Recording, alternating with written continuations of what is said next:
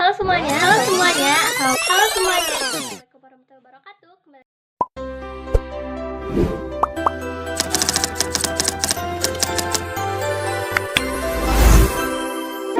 Halo semuanya, kembali lagi sama aku Resya Utami dari kelas 11 TJKT, dan sekarang kita akan membahas materi mengenai static routing.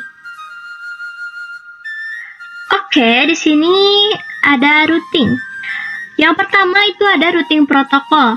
Nah, routing protokol itu dari namanya aja udah kelihatan ya. Jadi protokol itu adalah sebuah aturan dan routing itu adalah cara gimana kita menyampaikan datanya gitu, atau kayak jalurnya. Nah, jadi routing protokol itu adalah aturan jalan raya data yang menentukan bagaimana paket dikirim antar jaringan yang berbeda subnet. Nah, lalu di sini static routing yang materi pokok yang akan kita bahas. Jadi static routing itu adalah jalur yang ditentukan secara manual oleh kita ya. Jadi melalui konfigurasi dan menginikan sintaks-sintaks sehingga kita menciptakan static routing. Nah, rumus utama yang akan kita pakai terus-terusan itu adalah IP route atau IP route. Jadi di sini IP route itu kita seperti biasa dulu. Router enablein dulu, terus configuration terminal nanti akan muncul seperti ini, lalu kita ketik aja deh IP route, terus IP tujuannya misalkan 92.168.10.0, lalu subnet masknya apa, misalkan /24 berarti 255.255.255.0, lalu next hop itu adalah gerbang terdekatnya. Jadi misalkan gerbang terdekatnya itu, atau kita akan melalui jalur itu misalkan 20.20.20.1. Jadi nanti tuh IP route, terus kita ketik-ketik aja gitu angka-angkanya.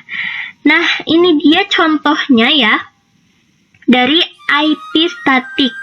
Nah, jadi prinsip dasar static routing itu cuma satu sih. Jadi router itu yang awalnya buta sama jaringan, gak nempel langsung ke fisiknya.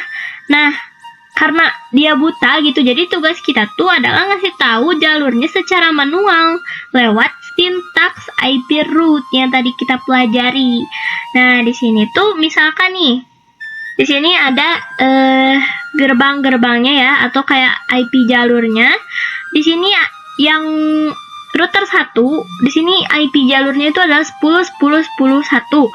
Nah, router 2 ini IP jalurnya 10.10.10.2, dan router 2 ini tuh adalah suatu jembatan ya. Jadi di topologi 3 router ini tuh, router 2 itu jadi jembatan antara router 1 dan router 2. Jadi kalau router 1 ngekonfigurasinya ke router 3 dan router 3 ngekonfigurasinya ke router 1, nah router 2 itu ngekonfigurasinya tuh kedua-duanya gitu. Jadi di sini router 2 punya 2 IP jalur. Jadi IP jalur di sini, IP jalur dia itu 20.20.21 buat yang keduanya. Dan IP jalur yang router 3 itu adalah 20.20.22. Nah, jadi kan di sebelumnya tuh kan sintaksnya tuh IP route, masukin IP address, masukin subnet mask, dan kita masukin next hop. Jadi masukin misalkan kita mau konfigurasi yang router 1 ya. Berarti kita masukinnya apa? IP route 19 ke sini berarti. Nah, 192.16.10.0 subnet masknya itu kan size 24, berarti 255.255.255.0, dan berarti kalau di sini next hopnya itu adalah ini.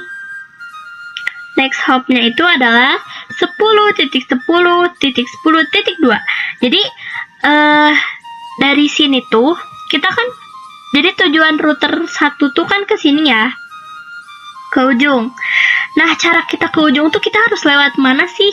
Nah, lewat sini gitu. Jadi kita ketik ini gitu ya guys.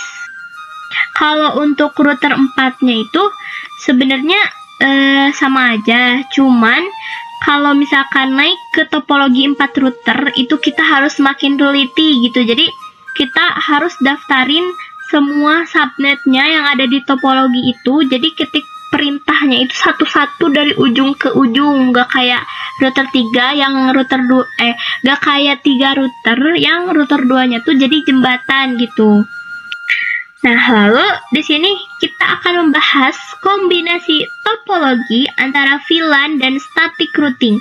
Ini tuh sering banget dipakai di dunia jaringan ya. Jadi jangan pusing duluan guys, karena sebenarnya sederhana sih ini tuh. Kita tinggal selesaikan dulu konfigurasi interVLAN yang kita pernah bahas sebelumnya. Kita pernah bahas kan sebelumnya interVLAN yang kita pakai syntax encapsulation. Nah, itu tinggal ini aja guys, tinggal konfigurasi dulu aja VLAN-nya. Yang pertama tuh, jadi ini interface, terus encapsulation kan. Nah, terus masukin IP address. Nah, lalu setelah VLAN-nya sudah berhasil, setelah VLAN-nya saling ping itu sudah berhasil, sudah successful, kita masukkan ke langkah kedua, yaitu sambungkan antara router dengan static routing. Jadi setelah VLAN beres nih antara switch itu, kita langsung aja masukin routernya dan masukin syntax yang kayak tadi, kayak static routing tadi di router-routernya. Jadi kita langsung aja masukin syntax IP root gitu. Jadi tinggal masukin IP address, masukin subnet mask, sama next hopnya apa. Nah, ini dia contoh dari kombinasi antara VLAN dan static routing. Emang kalau dilihat sekilas tuh emang pusing ya guys, tapi ini tuh adalah yang sering kita pakai di dunia jaringan, jadi kita harus belajar. Jadi yang pertama itu kayak tadi yang aku bilang ya guys.